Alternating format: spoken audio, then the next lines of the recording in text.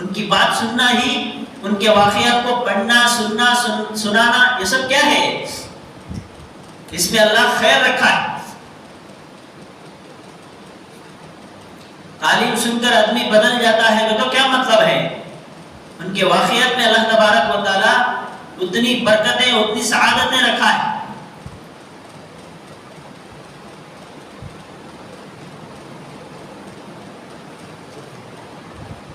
تو صحابہ کا تذکرہ کثرت سے ہونا چاہیے، اس لیے فرمایا گیا فَإِنْ آمَنُوا بِمِثْلِ مَا آمَنْتُمْ بِهِ فَقَدِ اهْتَدَوْا، اگر تم ان کی طرح ایمان لے آؤ گے تو تم کیا ہو جاؤ گے؟ ہدایت پا جاؤ گے۔ خلفائے راشدین کی سیرت امت کے لیے ایک عظیم خزانہ ہے۔ کیا ہے؟ ان کی جو زندگیاں ہیں، ان کی جو کارنامے ہیں، ان کے جو واقعات ہیں، یہ تمام کے تمام ہمارے لیے، یعنی امت کے لیے کیا ہے؟ ایک عظیم خزانہ ہے۔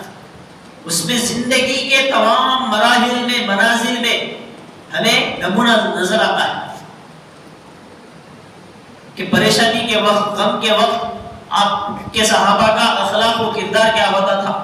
جب آپ کو کوئی کسی ذمہ داری کو سونپا جاتا تھا تو اس وقت آپ کے اخلاق و کردار کیا ہوتے تھے۔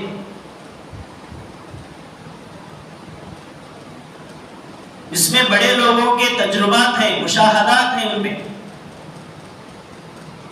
اور امت کے عروج اور غلبے کی تاریخ بھی ہے ہمارے صحابہ کی سیرت میں۔ اور یہ بھی ہے کہ امت میں جو بگاڑ آیا، امت میں جو زوال آیا، وہ کن کن وجوہات کی بنیاد پر اور کن کن اسباب کو اختیار کرنے کی بنیاد پر امت میں زوال آیا۔ جو زوال تب شروع ہوا، اب تک جاری ہے، اور یہ سلسلہ کب تک چلے گا یہ کسی کو معلوم نہیں۔ اب زوال میں چیز اور ہے۔ اللہ کے نبی صلی اللہ علیہ وسلم کی ایک حدیث ہے کہ قیامت کے قریب امت کی ایسی حالت ہو جائے گی، اتنے فتنے رونما ہوں گے جیسے تمہارے چھتوں پر کیا ہے، بارش کے قطرے گرتے ہیں۔ اتنے فتنے، ایک فتنے سے دور ہوئے تو فوراً دوسرا فتنہ شروع۔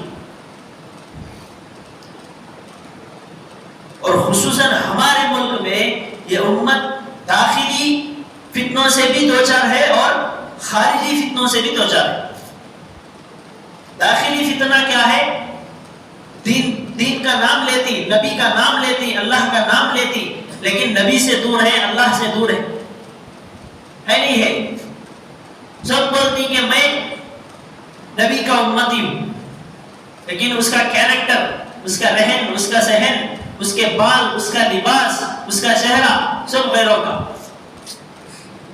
کتنا بڑا فتنہ ہے معلوم؟ یہ سننے سنانے آسان ہے، بہت بڑا فتنہ ہے۔ گویا کہ ہمیں جس تھالی میں کھانا کھا رہے ہیں اسی تھالے کو چھید کر رہے ہیں ہم لوگ۔ بات سمجھ میں آ رہی ہے میری؟ ایک بیٹا اپنے باپ سے غداری کرے تو ان سے کیا بولتی؟ جس تھالی میں تو کھانا کھایا اسی میں کیا کیا ہے؟ تو چھید کیا۔ اسی طرح جس نبی کا ہم نام لے رہے ہیں، جس ایمان کا، جس دین کا، جس اسلام کا ہم نام لے کر جی رہے ہیں، اسی میں ہم لوگ کیا کر رہے ہیں؟ چھید کر رہے ہیں۔ گویا اللہ کچھ دھوکہ دے رہی ہے۔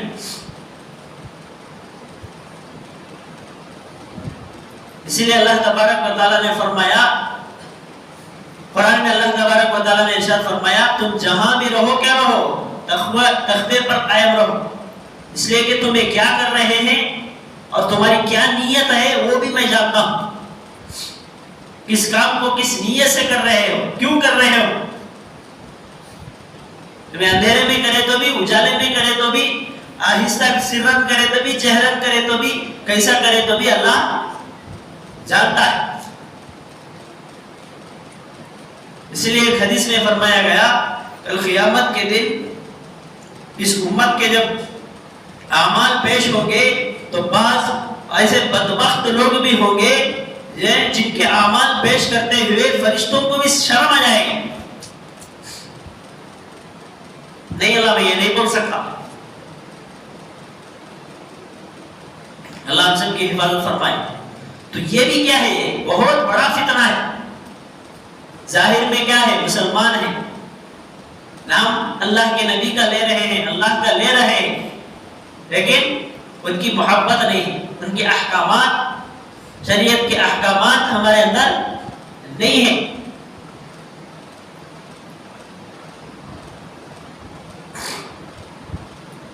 تو ایسی عظیم ہستیاں ہیں صحابہ کی جماعت، وہ ہمارے لیے نمونہ ہے۔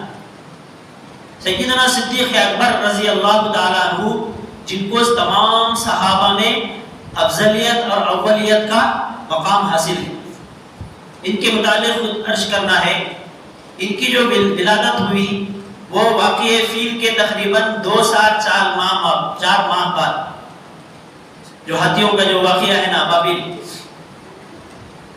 اس واقعے سے تقریباً 2 سال 4 ماہ بعد ان کی پیدائش ہوئی۔